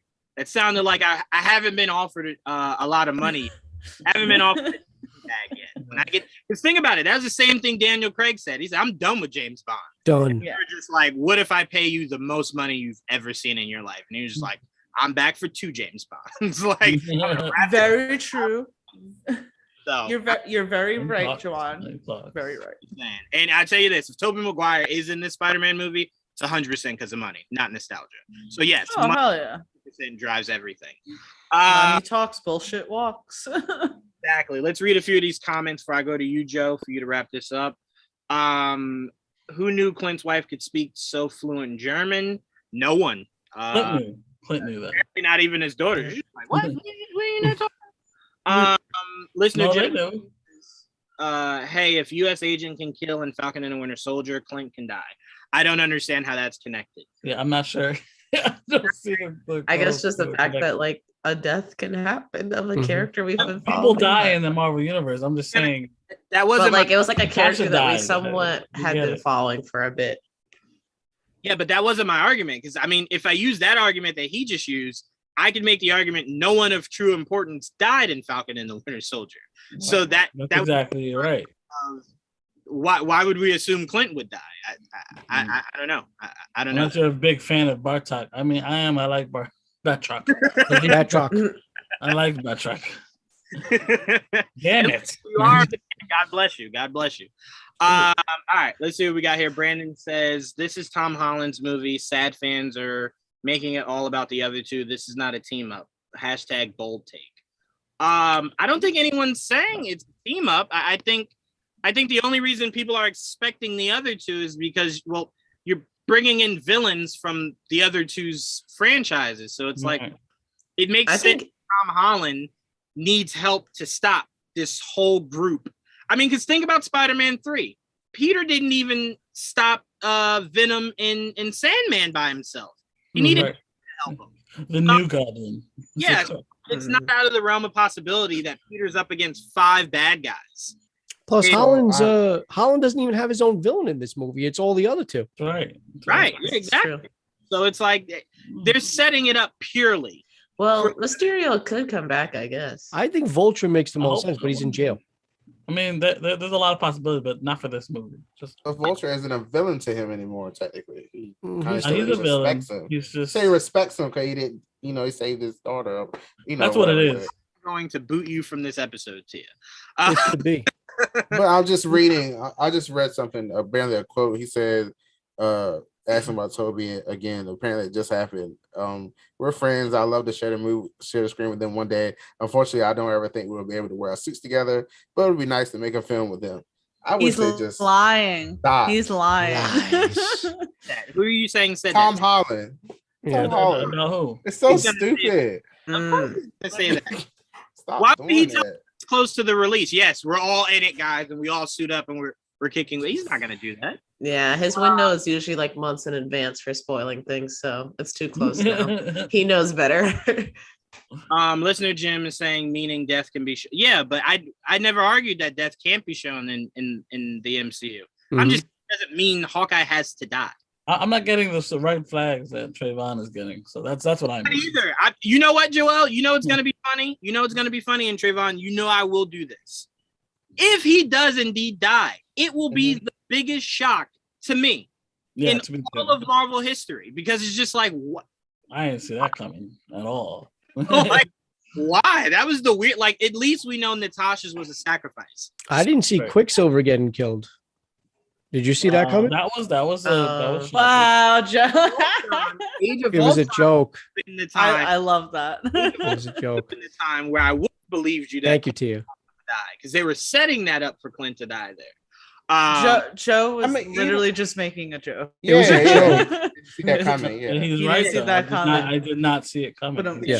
You guys don't know this about Joe, but Joe is the godfather of dad jokes. He is literally dad jokes and dad bod. Corleone of dad jokes. All right, last comment, Joe, and then I'm gonna pass it off to you. I'm excited for Toby and Andrew, but just hoping it tells Tom's story effectively. 20 minutes of 2 Spider-Man would be the best. Don't ever oversaturate it. Well, my response to that, Brandon, would be Civil War told 2 stories at the same time, and it did it effectively. It looped off Cap's story, and then it started the next chapter for the Avengers story. So it did that effectively. And let's also not forget, what was everyone's complaint when they heard that Tony Stark would be in Spider-Man Homecoming? Oh my God, come on. Spider-Man has to do it himself. He can't utilize Stark. And Stark That wasn't my complaint. They're still saying that though. They're still saying it's that. so tired. Nothing So tired. But here's my point. You put Stark in the movie, and think about this. Peter saved the day in his original costume. Yeah, but they're still saying it. Went out of They're their still way saying to it. show you that they're going to make sure you understand this movie is about Peter, and Peter will do this on his own. That's because some people watch these movies like this. All right, because they don't care, so they still see and still bitch. The main complaint I see is he's not swinging around New York. I'm like, I just want Brandon. But then when he swung around New York at the end of Far From Home, people are like, it didn't look good. All right, stop. We can't make you happy. I just want to say to Brandon, the 2 Spider-Men are coming in to handle their villains. The day will be truly saved by our Peter Parker. 100%. What the hell Doctor Strange is doing from the top of the Statue of Liberty somewhere. I still don't know what the hell he's doing up there. But this movie will make sure that the focus is our Peter, and it will end with our Peter. It won't be a focus of anyone else. And lead us into multiverse of madness. Otherwise, like the movie's not going to start with Peter going, "Whoa, multiverse is real," and then Andrew and Toby jump out, and it's like, "All right, let's do this whole movie together." Like, no. What's going to happen? Toby and Andrew are going to step in. They're going to be like, "You know what, kid? You sit this one out." And Tom Holland's like, "You know what? The real Spider-Man will take it from here." Not Iron Boy. Right. You know, somebody wrote that in their head. They're like, "That's exactly how I want to start." Someone's fan fiction starts out like that. I'm sure there's a fan film of that right now. Oh hell yeah! There's a trailer tricking some old guy right now. Like, I just Spider-Man No Way Home. It's like, how on YouTube? That wasn't. That was not it. I promise. How long was it? Like 40 minutes? That wasn't. That was not it. But Joe, to wrap us up, what were your thoughts on this episode 4 of Hawkeye? I might be the minority here. I think this might have been the worst MCU episode so far of all the series. All the series. And let me explain why. When did you wake up? Why though? Hold on. Let me explain why. I'm fucking around. That's not true. Wow, the dad jokes continue. No. Wake up! Like you just catch like half of it. Like, well, no, I actually watched it twice this morning. I woke up at 6 o'clock in the morning. I watched it first, and then I watched it with subtitles just in case I missed anything. It's my second favorite. I still like last week's episode a little bit better. Yeah. But this one is. This series, the whole series is great. Absolutely. I really do. I love it. Each episode, I love Kate Bishop more. I think this is setting up or teasing more of Eleanor being maybe even Madame Mask. I think Laura's being teased for being Mockingbird or was Mockingbird at one point. Jack laundering money for the big guy. I think that was an even more of a nod to possibly Kingpin showing up. I love Kate Bishop. I said that already. But I love the action scene between the four of them on the roof. Do you have notes like on your wall? Yeah, they're all notes. Yes. You know, I almost took notes for this episode too. I have notes too. The way I Joe usually don't. I almost did. Reading a script and forgot which part he was at. Like, I wanted to make that one was for AJ. I also think that the shot I didn't take, that whole story that Barton told her was to mirror her not taking the shot against Yelena. That was the first thing I thought of when she didn't take that shot. I still want to know who that watch belongs to. I did say it looks more like a male watch, but it could have ties to Laura only because she is in hiding and not many people know. We're only finding this out as audience members. I mean, we found out we didn't even know he was married at one point in the MCU. That is true. Does Laura do anything? Does she have family? Does she have friends? I don't know. She just sits on her farm. She never gets mani pedis with her girlfriends or something. Is that her real name? That's true. Is she even Laura? She is Skrull. Retired. Stop! Don't do that. It's gonna happen. So I'm thinking that because Kate's mentioned this. I mean, it's also been brought up by the LARPers as well, but Kate's mentioned it a couple of times. I'm thinking by the end of the episode, they're going to suit up in the comic accurate suits. What do you think? Yeah. I think both of them maybe episode 6. I don't know because they waited in Falcon and the Winter Soldier. Yeah, I think in episode 6.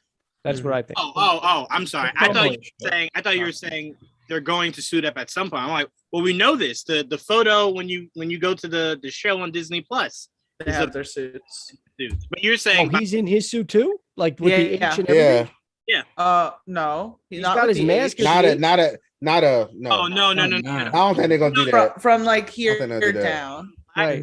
Kate suit is purple and black. It's Clinton, the purple and black suit. It's basically the suit that's when they're in the ice rink. They're in the ice rink, right? Is that when they're in the ice rink? I used that thumbnail for the very first episode I did. I didn't know. The promo shots right now. The posters of him in that costume. Yeah. They were revealed way too early. I also think that the whole boomerang arrow thing wasn't just a comedic thing. I think it's going to be. I think we're actually going to see a boomerang arrow at the end. Might even be with Kate or the other callback too. I can't remember who said it about the coin. The fact that he taught her how to flip a coin. That's Prime. Like that. Yeah, that was Prime. Prime said that. So she could be using that as well. But I think a boomerang arrow is going to be something that she uses maybe to save the day. Yeah. I don't think it was just thrown in there for nothing. And then because Clint made a very good point. Like, but they come back at us. But they were using the comics, though. The Boomerang Arrow actually was using the comic. In the comics, it was actually the opposite. Clint was the one that said he had a boomerang, and she made fun of him for having a boomerang. She made fun of him, yeah. One gripe, they need to fix texting in the show.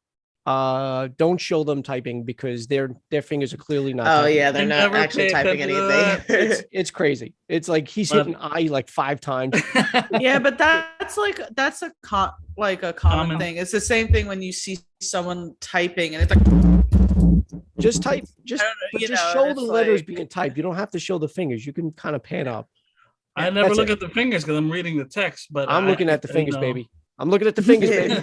Yo, I don't disagree with you because that was my biggest gripe with Falcon and Winter Soldier. Yeah. It was filled with VFX problems. Yeah.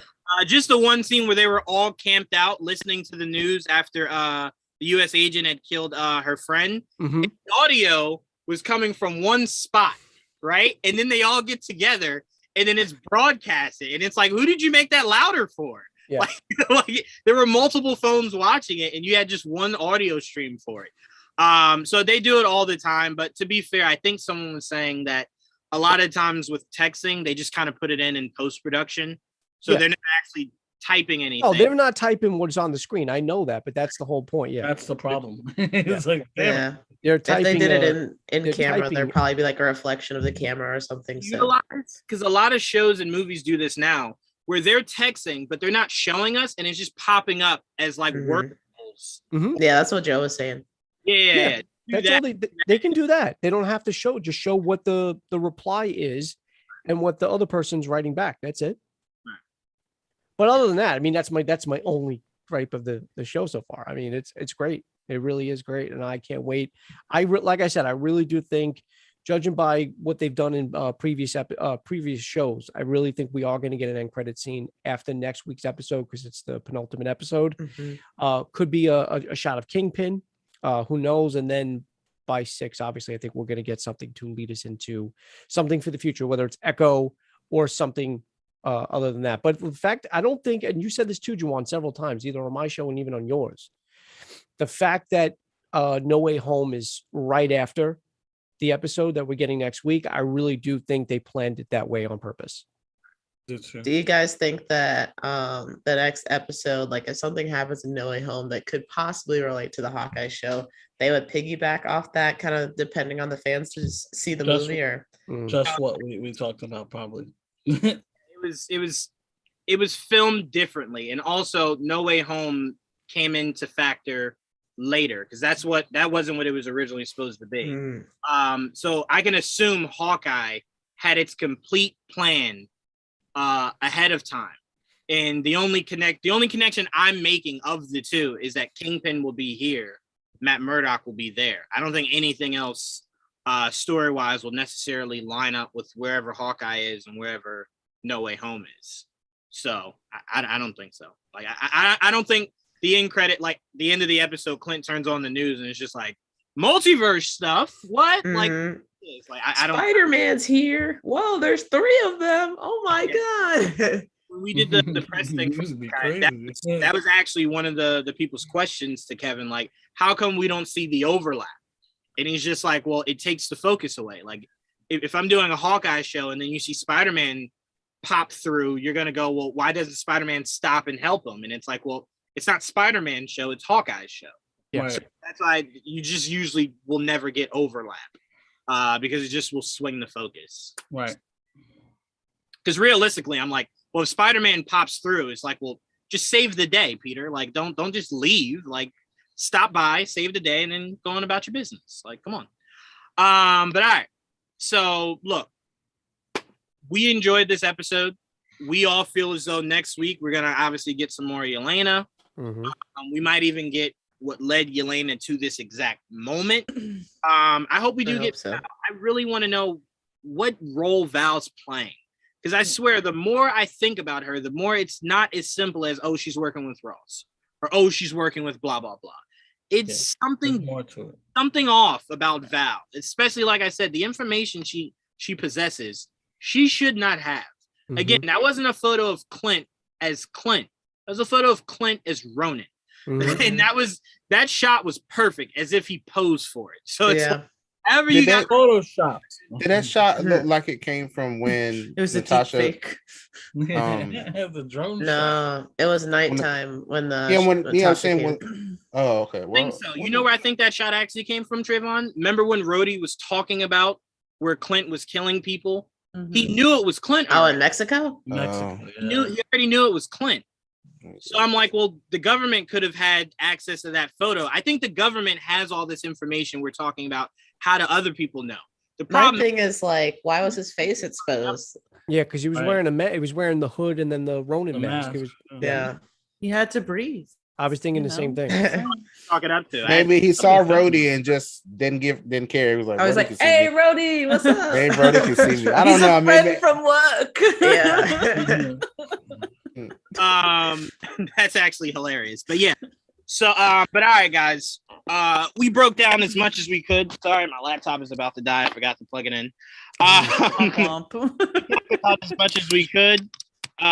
There's really nothing else left to talk about. We broke down really every inch of this. So I just want to give this disclaimer, guys.